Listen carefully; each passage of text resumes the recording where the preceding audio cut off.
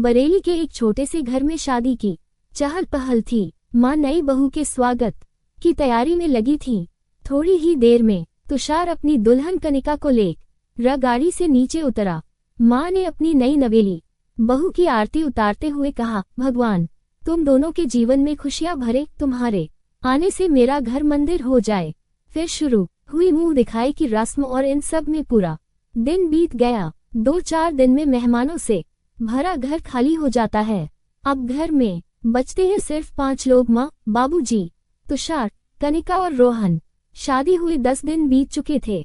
एक दोपहर तुषार कनिका ने कहता है, सोच रहा हूँ कि ऑफिस ज्वाइन कर लूँ। कनिका तुरंत बिस्तर से उठकर बैठ जाती है, क्या हम हनीमून पर नहीं जा रहे हैं? तुषार ने जवाब दिया, अभी शादी में बहुत खर्चा हो गया है, आने वाले 1-2 महीने में जाते हैं न? कनिका ने पूछा, पक्का? तुषार ने जवाब दिया, हाँ पक्का। अगले दिन तुषार ऑफिस के लिए निकल जाता है। शाम को तुषार घर पहुंचा तो देखा कि माँ, बाबू जी और रोहन कनिका के साथ टीवी देख रहे थे। माँ कनिका से कहती है, लो बहू, आ गए हमारे नवाबजादे। थोड़े समय में डिनर करने के लिए परिवार के सभी सदस्य बैठते हैं। बाबूजी ने तुषार से कहा, अब तुम्हारी शादी हो गई, रोहन को लेकर हमें कोई चिंता नहीं है, तुम उसकी पढ़ाई देख ही रहे हो।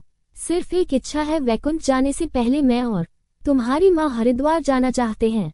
बिल्कुल बाबूजी, मैं आप लोगों की यह इच्छा पूरी करूंगा।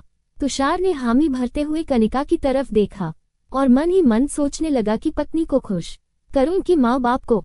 खाना खाने के बाद तुषार और कनिका कमरे में जाते हैं।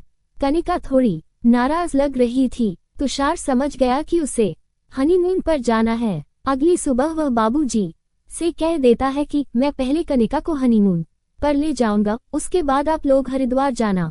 बेटे की इस बेरुखी से पिता को दुख हुआ। वह बोले, मेरा तो ठीक है बेटा, लेकिन अपनी माँ के बारे में सोच, वह कल से कितनी खुश है।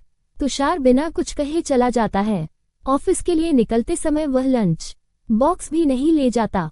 कनिका को ये बात और खराब लगती है। शाम को वह घर आता है और कनिका को अपना डेबिट कार्ड देते हुए कहता है, नाराज मत हो, ये लो कार्ड, तुम्हें जहाँ भी जाना है टिकट बुक कर लो। अगले दिन तुषार के फोन पर बैंक का मैसेज आता है। वह समझ जाता है कि कनिका ने आखिर टिकट बुक कर लिया। शाम को खाने की टेबल पर सब काफी खुश होकर बैठे रहते हैं। इतने में उमा अपने बेटे का माथा चूम लेती है। तुषार के चेहरे पर सवालिया निशान साफ झलकने लगते हैं। तभी बाबूजी बेटे के पीठ पर हाथ फेरते हुए कहते हैं, थैंक यू बेटा, परसों हमें निकलना है हरिद्वार के लिए। आश्चर्य के साथ तुषार ने कनिका की तरफ देखा। कनिका मुस्कुरा दी। कमरे में पहुंचने के बाद कनिका ने कहा, इच्छा चाहे किसी की भी हो, पूरी होनी चाहिए। क्या हुआ अगर पहले माँ बाबूजी घूम आएंगे?